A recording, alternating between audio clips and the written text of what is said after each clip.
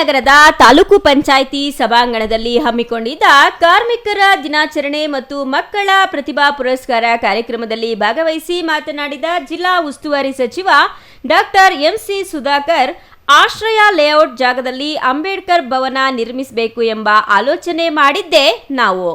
ಅದಕ್ಕಾಗಿ ಸರ್ಕಾರದಿಂದ 5 ಲಕ್ಷ ರೂಪಾಯಿ ಹಣವನ್ನು ಕಾಯ್ದಿರಿಸಲಾಗಿತ್ತು. ಆದರೆ ನಗರದ ಮಧ್ಯಭಾಗದಲ್ಲೇ ಭವನ ನಿರ್ಮಾಣವಾಗಬೇಕು ಎಂದು ನಮ್ಮ ಸ್ನೇಹಿತರು ಒತ್ತಾಯಿಸಿದಾಗ ಕಾಸ್ಮೋಪಾಲಿಟನ್ ಕ್ಲಬ್ ಇದ್ದ ಜಾಗವನ್ನ ಗುರುತಿಸಲಾಯಿತು. ಆ ಕಟ್ಟಡ ಲೈಬ್ರರಿ ಹೆಸರಿನಲ್ಲಿತ್ತು. ಅದನ್ನ ಯಾರು ಬಿಡಿಸಿಕೊಟ್ಟರು ಎಂಬ ದಾಖಲೆಗಳು ನಮ್ಮ ಬಳಿ ಇವೆ. ಪಟೇಲರ ಬಿಲ್ಡಿಂಗ್ ಮತ್ತು ಕಾಸ್ಮೋಪಾಲಿಟನ್ ಕ್ಲಬ್ ಜಾಗಗಳನ್ನು ವಶಕ್ಕೆ ಪಡೆದು ಅಭಿವೃದ್ಧಿಪಡಿಸಲು ನಾವು 2 ವರ್ಷಗಳ ಕಾಲ ಶ್ರಮ ಪಟ್ಟಿದ್ದೇವೆ ಎಂದರು. ಚಿಂತಾಮಣಿಯ ಹಿನ್ನೆಲೆ ಮತ್ತು ಇತಿಹಾಸ ಯಾವುದೂ ತಿಳಿಯದವರು ಇಂದು ಬಾಯಿಗೆ ಬಂದಂತೆ ಮಾತನಾಡುತ್ತಿದ್ದಾರೆ.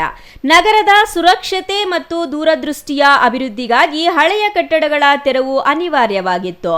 ಇದರಲ್ಲಿ ರಾಜಕೀಯ ದ್ವೇಷವಿಲ್ಲ. ಚಿಂತಾಮಣಿಯ ಯಾವ ಮೂಲೆಯಲ್ಲಿ ಏನಿದೆ ಎಂಬ ABCDಯೂ ಗೊತ್ತಿಲ್ಲದ ಮಾಜಿ ಶಾಸಕ JK ಕೃಷ್ಣಾರೆಡ್ಡಿ ಬಾಯಿಗೆ ಬಂದಂತೆ ಮಾತನಾಡುತ್ತಿದ್ದಾರೆ ಎಂದು ಏಕವಚನದಲ್ಲೇ ವಾಗ್ದಾಳಿ ನಡೆಸಿದ್ರು. 1 ತಿಂಗಳ ಒಳಗಾಗಿ ಅಂಬೇಡ್ಕರ್ ಭವನ ನಾನೇ ಉದ್ಘಾಟನೆ ಮಾಡುತ್ತೇನೆ. ಅದು ಯಾವ ರೀತಿ ಇರಲಿದೆ ಎಂಬುದನ್ನು ನೀವೇ ಬಂದು ಕಣ್ಣಾರೆ ನೋಡಿ. ಕೇವಲ ಬಾಯಿ ಮಾತಿನಲ್ಲಿ ದಲಿತರ ಹಾಗೂ ಶೋಷಿತ ವರ್ಗಗಳ ಬಗ್ಗೆ ಮಾತನಾಡುವುದಲ್ಲ, ನಮ್ಮ ಕೆಲಸದಲ್ಲಿ ಅದು ಕಾಣಿಸಬೇಕು ಅಂತ ಹೇಳಿದ್ರು.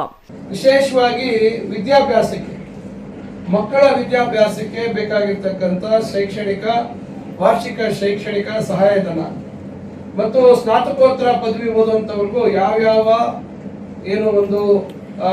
ನಾವು ಒಂದು ಶಾಲೆಯಿಂದ ಹಿಡಿದು ಉನ್ನತ ವ್ಯಾಸಂಗ ಮತ್ತು ವಿದೇಶಗಳಲ್ಲಿ ಹೋಗುವಂಥದ್ದು ಕೂಡ ಈಗ ಅವಕಾಶಗಳನ್ನ ಒದಗಿಸುವಂತ ಒಂದು ಕೆಲಸ. ಇವತ್ತು ನಮ್ಮ IIT, IIIT, ಏಮ್ಸ್ ಮತ್ತು IIS ಈ ತರ ದೊಡ್ಡ ಪ್ರತಿಷ್ಠಿತ ಸಂಸ್ಥೆಗಳಲ್ಲಿ ಏನಾದರೂ ಮಕ್ಕಳು ನಮ್ಮ ಕಾರ್ಮಿಕರ ಮಕ್ಕಳು ಇವತ್ತೇನಾದ್ರೂ ಅವರು ವ್ಯಾಸಂಗ ಮಾಡುವಂತದಕ್ಕೆ ಹೋದಂತ ಸಂದರ್ಭದಲ್ಲಿ ಅವರಿಗೆ ಆರ್ಥಿಕವಾಗಿ ಸಹಾಯ ಮಾಡತಕ್ಕಂತ ಹಲವಾರು ಕಾರ್ಯಕ್ರಮಗಳನ್ನ ನಾನು ಇಲ್ಲಿ ನೋಡ್ತಾ ಇದ್ದೆ. ಮತ್ತು ನಮ್ಮ ಕೆಲವರು ನಗರಸಭಾ ಸದಸ್ಯರು ಬಂದು ನನ್ನ ಮೇಲೆ ಒತ್ತಡ ಹಾಕ್ತಾರಣ್ಣ, ಇಲ್ಲ ನೀವು ದಯವಿಟ್ಟು ನೀವು ಏನಾದ್ರೂ ಇದಕ್ಕೆ ಮಾಡಬೇಕು ಅಂತ ಹೇಳಿ.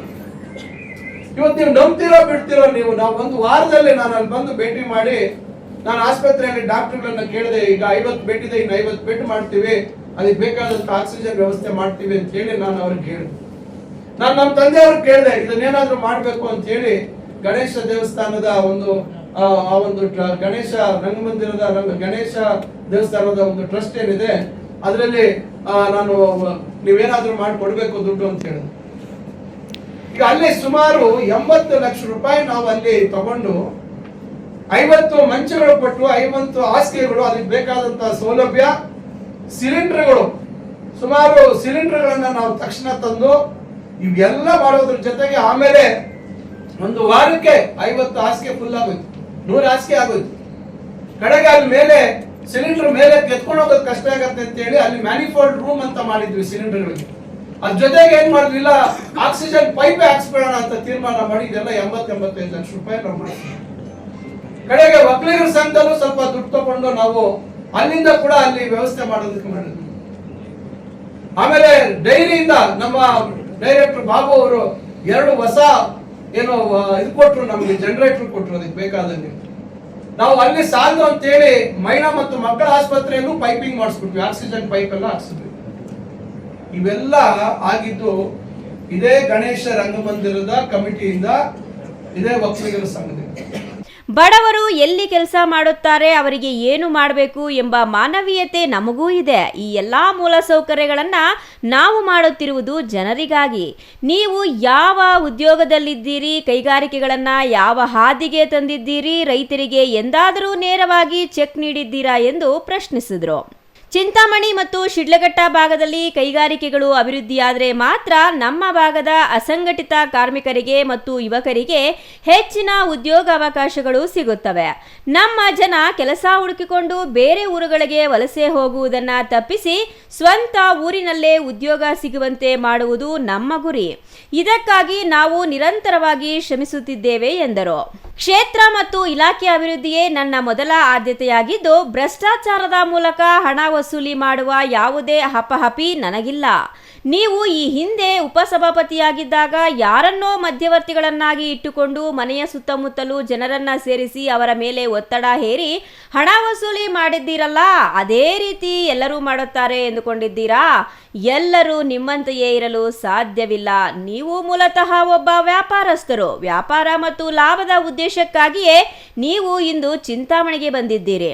ಆದರೆ ನಾವು ವಿದ್ಯಾವಂತರಾಗಿ ಸ್ವಂತ ಕಾಲಿನ ಮೇಲೆ ನಿಂತು ಉದ್ಯೋಗ ಮಾಡಿದವರು. ನಾನು ಕಾಲೇಜುಗಳಲ್ಲಿ ಅಸಿಸ್ಟೆಂಟ್ ಪ್ರೊಫೆಸರ್ ಹುದ್ದೆಯಿಂದ ಹಿಡಿದು ಪ್ರೊಫೆಸರ್ ಆಗಿ ಪ್ರಾಮಾಣಿಕವಾಗಿ ಕೆಲಸ ಮಾಡಿದವನು. ನಮಗೆ ಗೌರವಯುತವಾಗಿ ಬದುಕುವ ದಾರಿ ತಿಳಿದಿದೆ ಎಂದು ಕಿಡಿಕಾರಿದ್ರು. ನಾವು ಕ್ಷೇತ್ರದ ಅಭಿವೃದ್ಧಿ ಕೆಲಸಗಳನ್ನು ಆರಂಭಿಸಲು ಎಲ್ಲ ಸಿದ್ಧತೆಗಳನ್ನು ಮಾಡಿಕೊಳ್ಳುತ್ತಿದ್ದೇವೆ.